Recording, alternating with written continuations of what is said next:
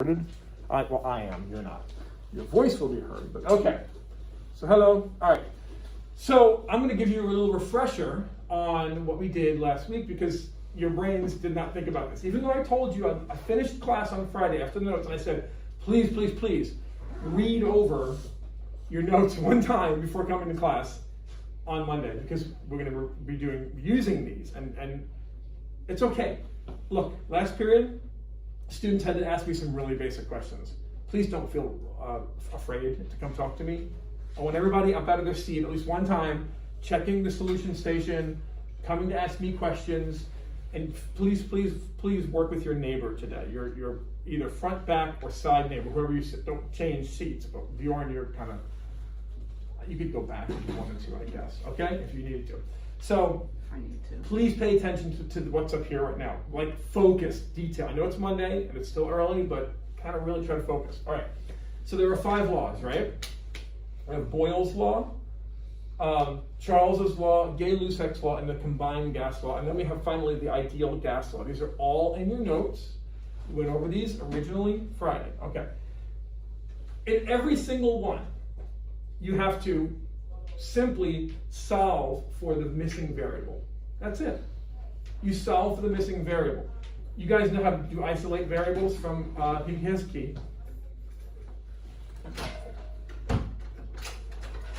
I got you, Mr. Bush. Did you just open that with what? Yeah. It's been cleared by Miss Otero. We gotta use our brains around here. Okay. I'm telling you. So isolating variables. Does anybody have a question about how to isolate a variable? You all know how to do it, right? Well, guess what? You're going to be doing it for every single one of these today. Woohoo! All right. So I show you how to isolate the variable in Boyle's law here. For example, if you give the pressure the first time and volume the first time, and they say, if the pressure changes to this, what's the volume going to be? That's my second volume. So I simply just, I could go through this whole isolating variable process each time, but I simplify it. I just plug my numbers in, I call that X, and I solve for X. Okay, and of course the solutions are over there at the solution station. Remember the rules about the solution station. You only use that when your mouth is off, your cell phone's at your desk, and no pencil or paper. And you're only up there one person at a time, no discussions, okay? That's important. All right, so you can do the same exact thing for Charles's law, Gay-Lussac's law, and combined gas law, all the laws that were in our notes last week. I think the most confusing one, which you'll get really quick, number 3 is using this law, is the ideal gas law from our notes on Friday. Because there's certain particulars that go along with this rule. And so you at home pay very close attention to this. Okay, so volume must be in liters. All of these, volume can be in anything. It could be in cubic meters, it could be in milliliters, doesn't matter as long as the same units are on both sides. But here it has to be liters. So if they give you a number that's not liters, you have to convert it to liters, which we know how to do. We can convert milliliters to liters. All right.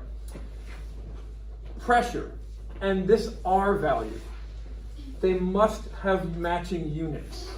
So if they give you pressure in atmospheres, this must be the R value for atmospheres. And if you can't find it in your notes for some reason, it's on page 448 in your textbook. Okay? So, as a matter of fact, I used to make my students memorize this, but I stopped because I learned that even on the exam, they give you the R value constant. So you don't have to memorize them. All right? And you need the R value to be proper to solve that mathematical formula. Okay. Like I said, volumes in liters. Temperature. This is very confusing, and I lost some people last period. I don't know what happened, but what do we normally measure temperature in? What are the units? Celsius. Degrees Celsius and degrees Fahrenheit, right? Okay. Well, Kelvin is the other one. Kelvin is what scientists use. And it's based, remember, this is all in your notes. This is a refresher from Friday. It's all based on absolute zero. Absolute zero, okay? So all the temperatures, all of these temperatures must be in Kelvin. So if they give you Celsius, you have to convert it to Kelvin. In your notes, it tells you how to do that. You just add 273, okay? And to convert back, you subtract 273. All right, and then finally, the final thing up here is moles, N. Sometimes they're going to give you grams. If they talk about the amount of gas, anytime, you have to use the ideal gas law, because that's where moles comes into play. You're going to see that moles does not come into play, or grams, in any of these other ones. And number 3 on today's assignment, you're going to see that you're going to need to convert grams to moles, okay? So that you can plug it in and solve for the missing variable. All right. There are some other tricks. Oh, and one more. I learned this last period, so I'm building upon that. The very first question, they give you the pressure, they give you the volume, they give you the temperature, and then they say, if the volume turns into this and the temperature turns into that, what's the pressure? Which of these formulas should I use? Raise your hand. Which of these formulas should I use if that's the information that I'm given? We have temperature. You're missing temperature. Combined gas law, because all 3 are there. And one of the biggest confusing things is, which formula do I use based upon the information I have? If you write it this way, if I have this and then this happens, then you take that information and you look at your laws and say, oh, they're talking about only pressure and volume. They're not talking about temperature or amount. I'm going to use Boyle's law, okay? Oh, they're talking about volume and temperature only. They're not talking about pressure or amount, moles. So I'm going to use Charles's law, okay? So that's how you determine those. So you're going to need your notes out as reference.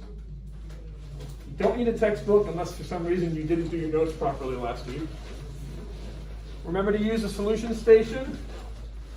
I'm going to send the solutions home to you guys later in the day, because I want you to work on these before looking at the answers, okay? And then if you guys have any questions, obviously work with your shoulder partner or your behind or front partner only, and then if you come up and talk to me, okay? So that's how